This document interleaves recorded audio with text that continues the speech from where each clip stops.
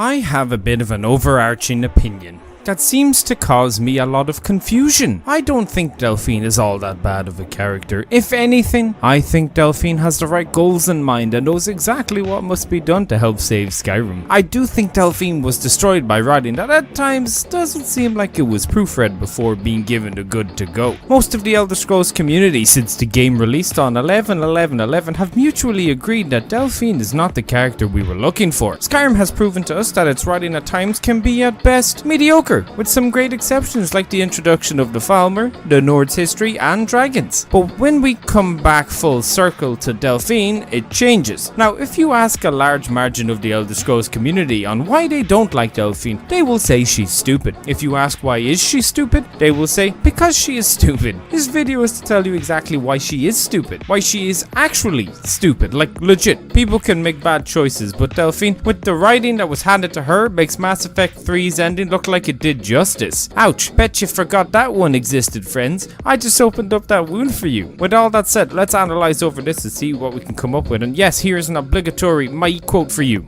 The roads of Skyrim can be treacherous.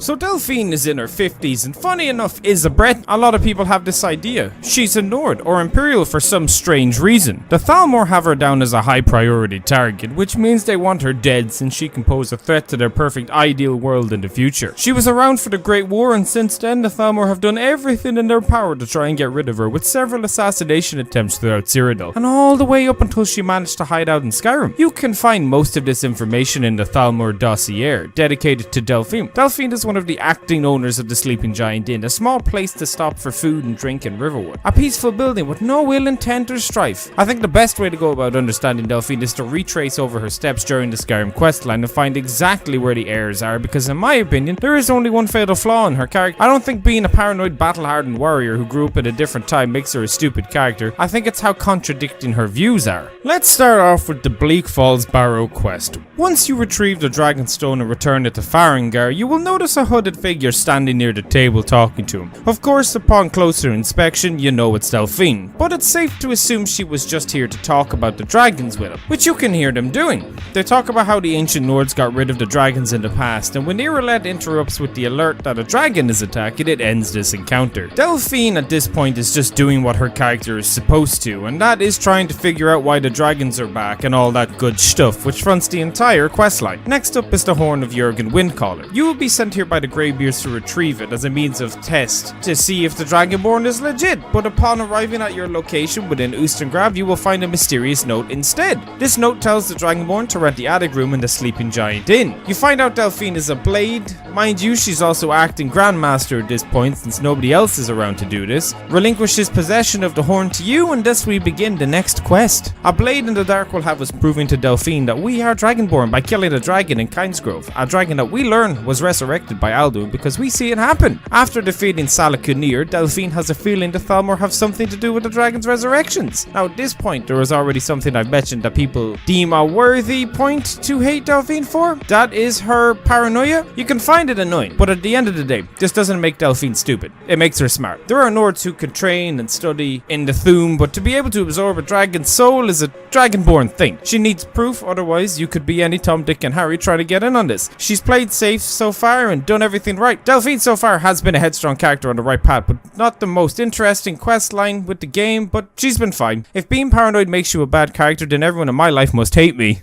Next up is probably most people's favorite Skyrim quest, and that is the Diplomatic Immunity quest. In this, the Dragonborn is tasked with breaking into the Thalmor embassy to figure out if Delphine's suspicions are going to be true or not. I mean, I don't blame her for suspecting. These are the same guys trying to destroy the Seven Towers holding the world up to try to gain a higher being over lesser men, or what they perceive as a lesser man. However, the only thing the Dragonborn is going to come out of knowing is that the Thalmor were looking for another member of the Blades, a man named Esbern. Rest in peace, Max von Sydow. You did him good. They learned about Esbern from their torturing of a Thieves Guild member called Etienne Rarnus, because it turns out Esbern is in a place called the Ratway below Riften. I mean, we gained something big from Delphine having a hunch. A good hunch too. She's kind of proven to be a strong ally during all this. Next up is a quest called the Corner of the Rat. With the knowledge gained at the embassy, Delphine sends you to the Ratways to find Esbern and bring him back. Simple mission that leads you to a character that helps us to stop Aldun in the end. Again, Delphine is just doing what needs to be done at this point. After this, we have Aldun's Wall. The quest that proves, without Delphine and Esbern, stopping Aldun would never have been possible. You have to go with both Delphine and Esbern to a place called Skyhaven Temple to find out how the old heroes defeated Alduin. Next is rebuilding the blades. This can be skipped. It's kind of a side quest, but at the same time you should do it. It's fun and you gain some cool themes from it. So Delphine and Esbern need new members, and the Dragonborn will be tasked with building back up the blades by recruiting whoever he wants that can be recruited. After you have a group of blades, you can start taking out dragons in the name of the blades. Next up is the main quest, mission Season Unending. When you go to the peace treaty, Delphine and Esbern are arguing with Arengar, the leader of the Greybeards, because they want in and they get in, so they join the council for the meeting. Now, the next quest. This is where it all goes down to shitter, and I understand why. Parthenax is the name of the quest. Delphine finds out about the existence of Party Snacks and that he's a dragon, so she demands his death, since, you know, the blades are supposed to get rid of dragons. Logically enough, they are naturally evil. They also did a lot of bad in the past. You aren't given a choice if you want to get their help in the future or get stuff from the temple and all that, because it'll count as stolen, because you have to do what she says. This is the part where Delphine kind of comes off as an arrogant prat, to be honest. So the world's about to end.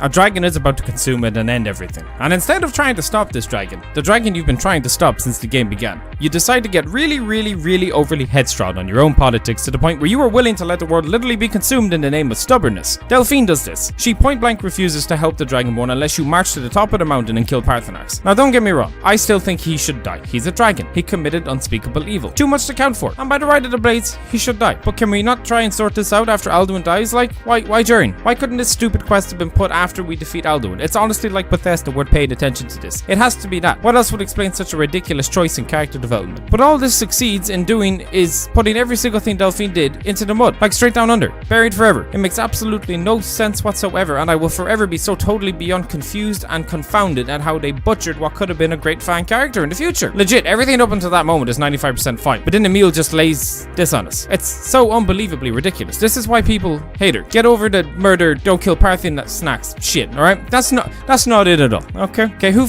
cares about a dragon? Voiced by Mario. Who cares, alright? That should have been a character choice anyway. But man, fuck Delphine. Anyway, that's it. I hope you enjoyed. Please leave a like or a dislike. Comment what you think we should look into in the future. I hope you did enjoy. Consider becoming a member of my channel by hitting the join button below for as low as $2 a month to get access to some cool perks. As always, I hope you have a wonderful day, and I will see all of you later. After I say thank you to everybody who is currently sponsored. To those at Tier 1, friends of my Eek, Numbnuts, Get Good, Tiffany Lee, Sven Grun, Rodrigo, Cataphractus, LNSTRR, Dragonfire481, the one and only Dree. Like it, then please sub. Sam Reeves, Aviator, Nathan Scarborough, Jess Ambrose, Elf Autocross, Count Andrek, Beelan, Zane Harrison, Dustin Ognoski, and Victoria Breyer. You're all cool. I love you. Thank you for your support. To those in Tier 2, Dragon Slayers, Jay Atech, Mike from Texas, Bo Zephyr, Mariana Flore, Wade, Dan the Indoor Man, Metaspedo, Evie Rubin, David, that German guy, Morgan Gibbs, Noah Burt, Weatherseed, Staz, Chevron Milner, G Daddy, Michael McCollin, Zachary Fluke, Jar Jar. Thanking you. You're good humans. To those in Daedric God, Shaylee Benton, you get the biggest thank you. Sen Sekerin, Monkey Egg, Jerome the Sheep, Their Kaiser, Perturbed Orc, Orion, Eyes of Fork, Caleb R, Just a Random Otaku, and Caius. Thank you all. You're wonderful. Peace out. Adios.